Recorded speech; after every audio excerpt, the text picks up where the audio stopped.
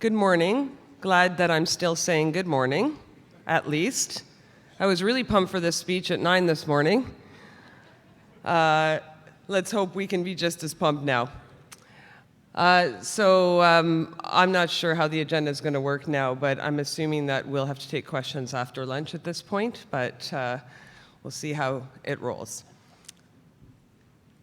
Friends, colleagues, brothers and sisters, welcome to our 99th AGM.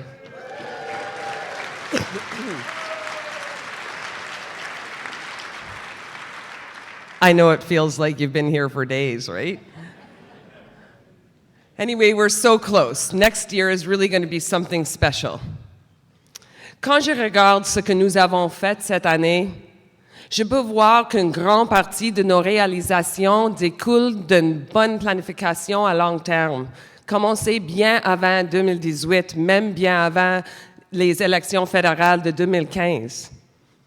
Je vois aussi que l'entretien de ces relations vitales, rendues plus fortes par les renvers comme par les réussites, a beaucoup favorisé ces réalisations. Même si nos relations les plus importantes sont d'abord et avant tout avec vous, les membres, la création et le maintien des bonnes relations avec les décideurs gouvernementaux, les syndicats, les médias et les ONG et d'autres intervenants sont également essentiels à notre succès. Du côté de la science, nous avons beaucoup progressé. Cet été, le gouvernement fédéral a adopté notre modèle de politique sur l'intégrité scientifique qui oblige les ministères à respecter les normes et les pratiques scientifiques. C'est l'aboutissement de nos relations et de nos efforts entrepris avant les dernières élections. À ce moment-là, les compressions budgétaires et le musellement des scientifiques laissaient planer des sérieux doutes sur l'intégrité scientifique au gouvernement.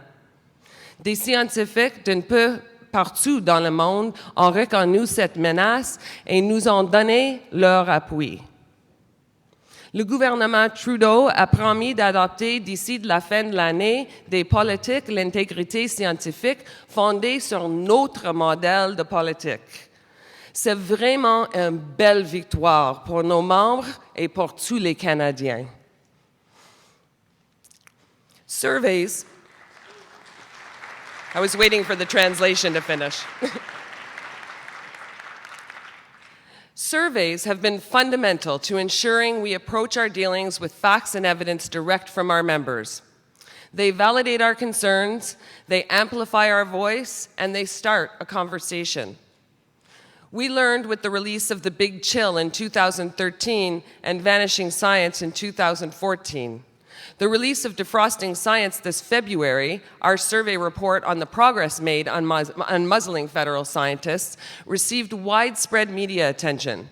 It also shed light on the government's, what the government still needs to do.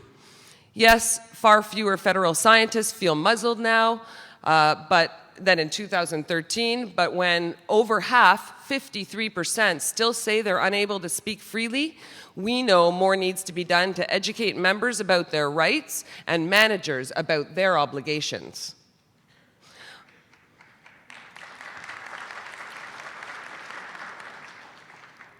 Our recent report on women in science also confirms some long-standing barriers that continue to beset many, especially younger, female scientists who are twice as likely as older scientists to perceive gender bias in the hiring process. Those barriers demand change. Surveys then matter. On tax fairness this year, it was the turn of our 12,000 tax professionals at Canada Revenue Agency to get the spotlight.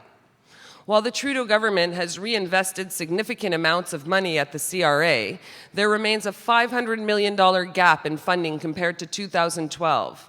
That's when the Harper government heavily cut funding and staff.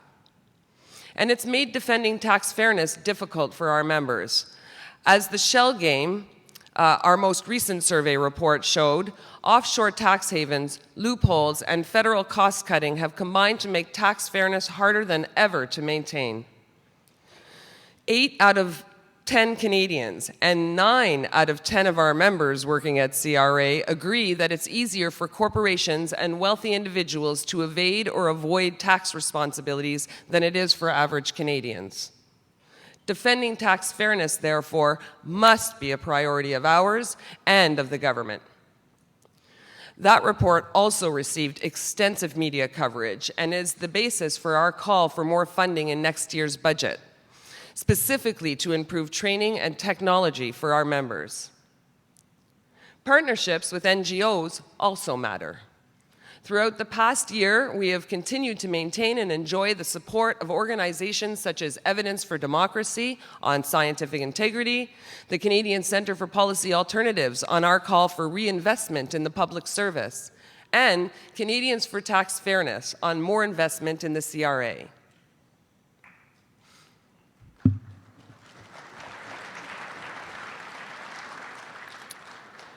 Partnerships with government matter too. What, after all, is a collective agreement if not a partnership? Of course, these partnerships have been very challenging when it comes to Phoenix. Nearly a year ago, I held a press conference in which I called on the government to forget the Phoenix pay system and build a new system that works. An informal poll of our members at the time showed that 87% of them had given up hope that Phoenix would ever be fixed. So it made sense to urge the government to replace it as soon as possible. And I don't think I overstate our influence when I say that the government's decision this spring to spend $16 million finding a replacement would never have happened were it not for our public call and then our lobbying efforts in person and online since then.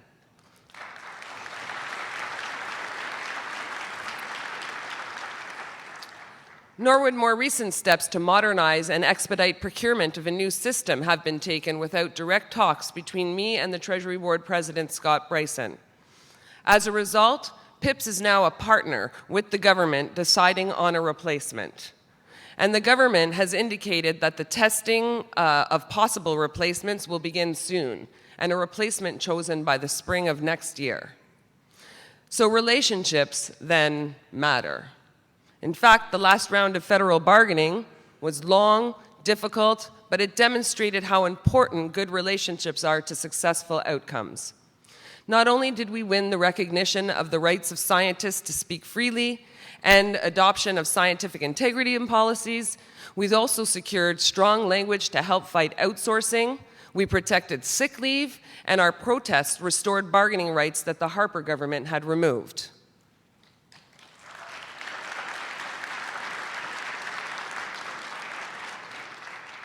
Along with other unions this year, we also won better birth control coverage and long-awaited electronic claims system as part of the federal government public service healthcare plan. And birth control is no longer limited to the pill. At last, progress.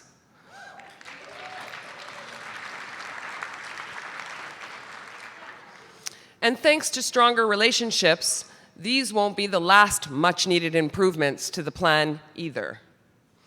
One area in which I'm also proud to say that progress has been made this year is in setting new ground rules for the upcoming round of collective bargaining. The new protocol, agreed to with the Treasury Board, should help expedite and focus negotiations on our demands and ensure better bargaining and better results. Of course, real progress takes time, and it usually doesn't come without opposition.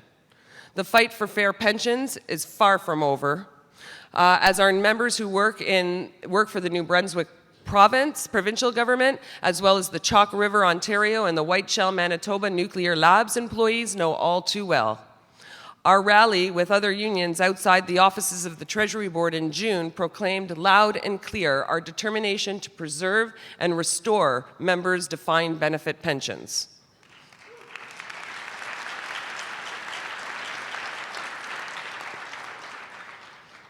And we are more determined than ever to reach a deal on behalf of our Science and Analytical Group members at Canadian Food Inspection Agency. Because I think we can all agree that their collective agreement is well past its best before date.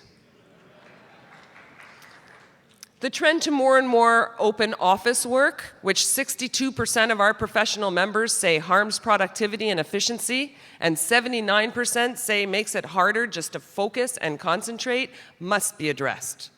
From mental health to productivity, from collaboration to privacy, on every level, our members report these new office configurations make things worse, not better. If this government wants to show respect to public servants, this is not the way to do it. But as the government...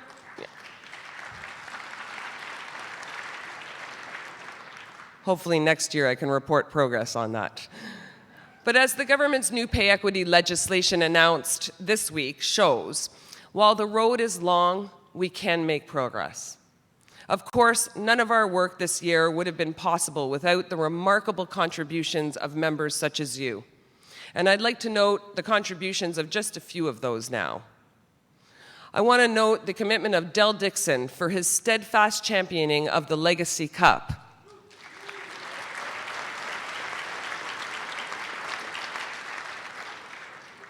I want to especially mention Jeanette Tardif for her outstanding work on Phoenix and contract negotiations and implementation.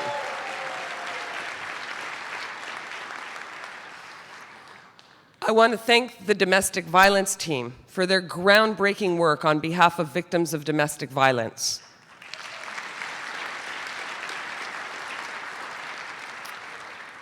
I want to thank the Strategic Bargaining Committee for their solidarity and their work in support of a central table and modernizing bargaining. It warms my heart.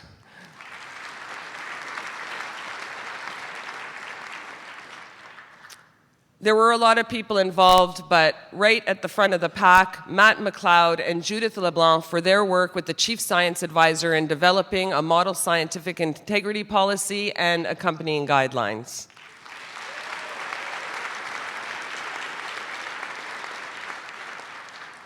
And Mike Pauley and Jonathan Fitzpatrick for their tireless work on preserving pensions.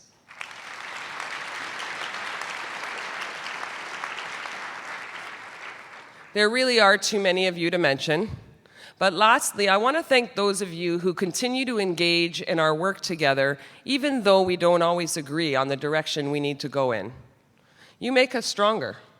You make me stronger. As our achievements over the past year demonstrate, long-term planning and relationships matter. So does the courage to stick with those plans despite the occasional obstacles and setbacks.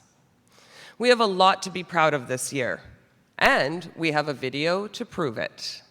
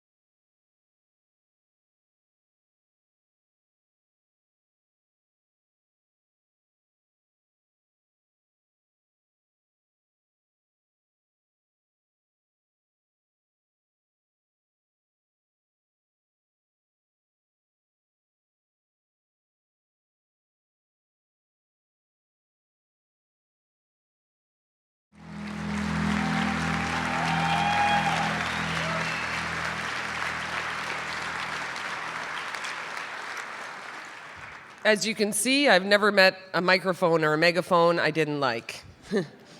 But as successful as we've been, we cannot rest on past victories. Old and new challenges arise. Long-standing relationships must be maintained and new ones nurtured. C'est aussi pourquoi j'ai pris le temps cette année de parler relations de travail avec des étudiants de l'École de gestion Telfer et de l'Université d'Ottawa. Comprendre dès le départ l'importance de la consultation et de la coopération peut éviter à nos membres, mais aussi au gouvernement et au public, de se lancer ensuite dans les griefs dispendieux. C'est une leçon que tout aspirant cadre devrait apprendre avant d'entrer dans la fonction publique. À la fin de novembre, j'irai à la 4e conférence annuelle du Centre Pearson pour des politiques progressistes, afin d'y parler des enjeux que le gouvernement fédéral devrait traiter en priorité avant les prochaines élections. La priorité numéro 1, continuer d'investir dans la fonction publique. One of the greatest challenges confronting PIPS today is retaining our members' gains in the face of losses suffered by professionals in other jurisdictions. And not just retaining those gains, but building on them, despite efforts to undermine hard-won rights in other areas. The Harper government's assault on unions' bargaining rights, on union dues, and on unions themselves may have been fended off for now. But they should never be seen as isolated threats or distant memories. As the Trump administration in the US and the Ford government in Ontario remind us, we are always just one election away from another attack on public servants, labor laws, and unions. These attacks will come to us again in time, and we need to prepare now to respond from a position of strength. And by that I mean strength in numbers. We also need to confront some harsh realities, such as the federal government's failure to rein in its over-reliance on outsourcing. We described this phenomenon and its harmful impacts in our 2016 report, Program to Fail. And in the last round of bargaining, we negotiated provisions specifically empowering our CS group to take on this challenge and to challenge this trend in the workplace. But the trend continues. En fait, malgré les promesses du gouvernement Trudeau, les dépenses de sous-traitance continuent de grimper. Elles sont ainsi passées de 10 milliards de dollars à la prise de pouvoir des libéraux à 12 milliards de dollars aujourd'hui. I believe this is a very dangerous trend for a union such as PIPS to ignore.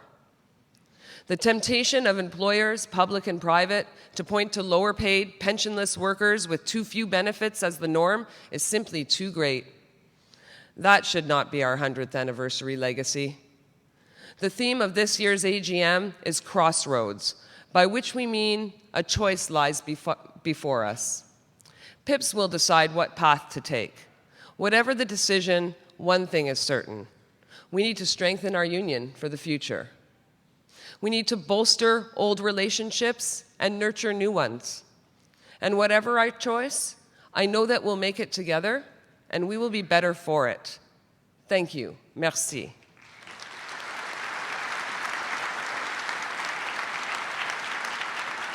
Questions now?